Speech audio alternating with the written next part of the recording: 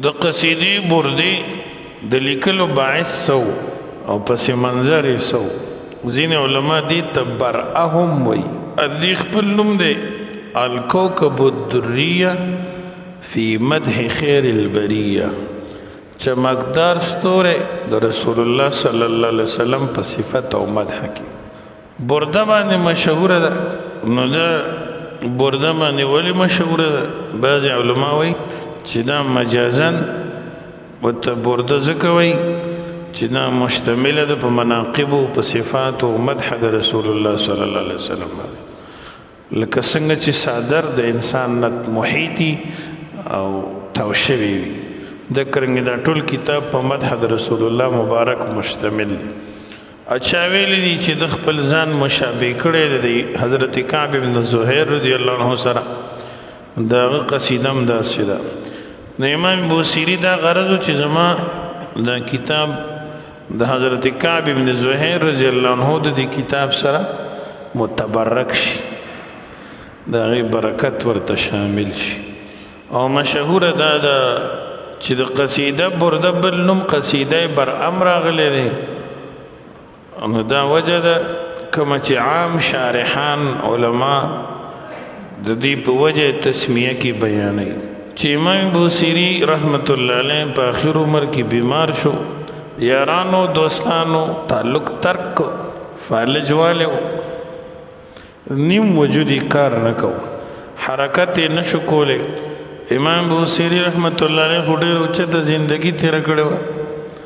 شاهانو عمراو سره ټول د دنیا ملګرو دوستانو پرې خو نه دی یو ځل پروت دی په یو شاړ کندر کې کور کې ځان لا د تیر عمر باره کې خیال لاړ چې داسې یو وخت چې ما به د بادشاهانو صفتونه کول د وزیرانو مدح به مې کول او بلا انعامات به راکول څه شو هغه خلک زما دوستان زما اهل مجلس زما خو یوم په کار رانغی ځان سره وی راشه د رسول الله صلی الله علیه وسلم مدح ته نورم کار وایا او د نبی کریم محاسن محامد کمالات ایمن یو قصیده جوړه کا نو دی ود شو په خوب کې ولید چې رسول الله صلی الله علیه وسلم خپل لاس مبارک د په مخ باندې راکاږي او رسول الله صلی الله علیه وسلم صادر د په وجود باندې واچو د چر پاسې د روغ رمټو او بیماری خشوي و دا قصیدین لا سو خبر نو د نه چاته ویلی و بس روان شو بازار تزي یو غریب سړی دا وخت مسکین و ته مخې تراغی او ته وی اچتا د نبی کریم صلی الله علیه وسلم په صفت کې کوم قصیده ویلی و اخرت لګتیره کوه دیو تیجما خډری قصیدی ویلی دي کومه وای ماړه غ بیماری کې د څه جوړ کړی دا ابتدا کې دي امن تذکر جیران بدی سلمی مزجت دمعا جرام مقلة بدمي ام هبت الريح من تلقاء كاظمة او اومد البرق في الظلماء من ادمي وی والله لقد سمعتها البارحة فالله قسم چې بیګا د شپې د ما اوریدله وهي تنشد بين يدي رسول الله صلى الله عليه وسلم په داسې حال کې جراتا جوړول ویل دي د رسول اکرم په وړاندې دا ویل کېدل زما غزه کې ومه نو زه حیران شوم بعض عالمان وایي چې دا بوصیری صاحب وایي چې ما خو ډېرې قصیدې ویلې د رسول الله مبارک په مدح کې خو دا قصیده چې زما کومه ده قصیده برده دا ما جوړ کړه فعملتها واستشفعت بها الى الله عز وجل في ان يعافيني دا مې ولیکل او بیا مې الله ته وسیله کړه چې خدای دې په برکت مال صحت راکړي وقررت انشادها وبكيت ودعوت وتوسلت به بار بار به مې ویلا وقررت انشادها بار بار به مې اړولا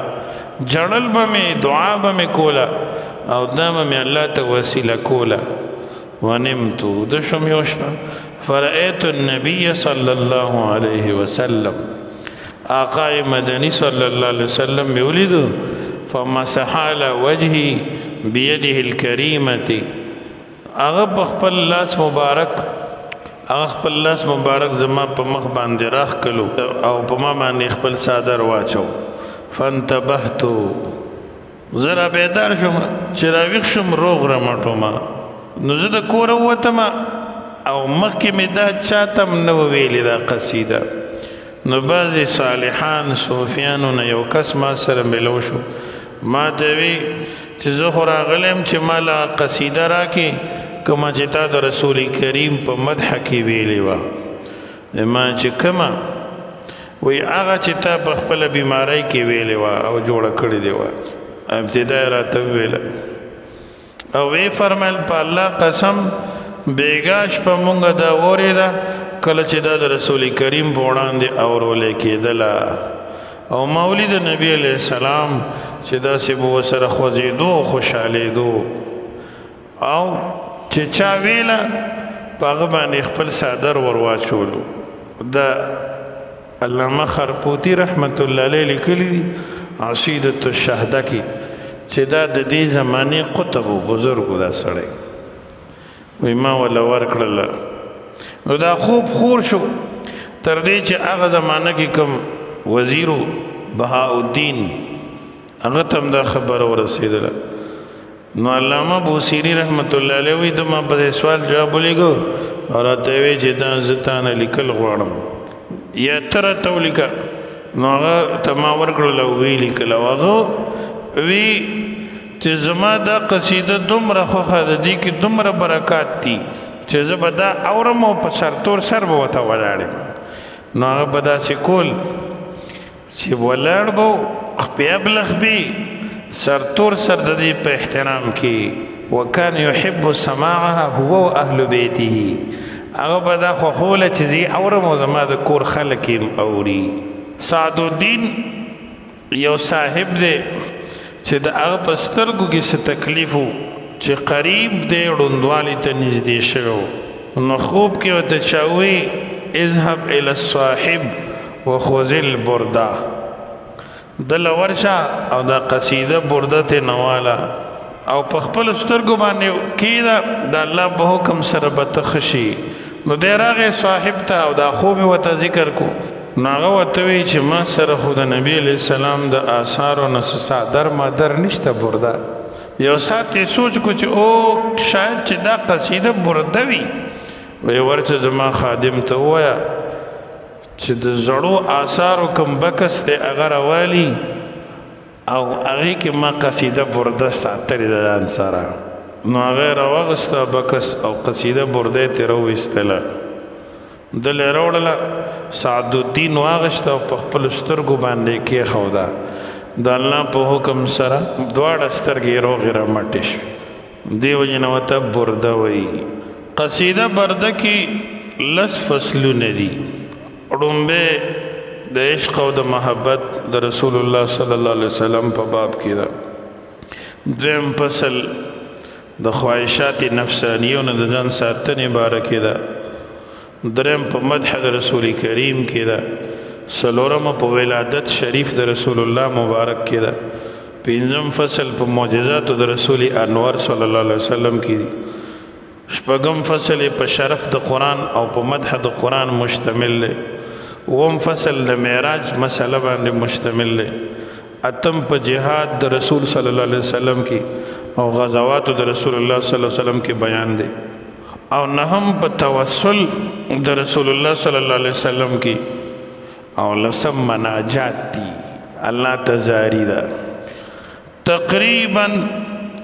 یو سل شپیته بیتونه پکې دي 160 او په دې کې بعضې الحاقم دي هغه به زه وقتاً فوقتاً ویم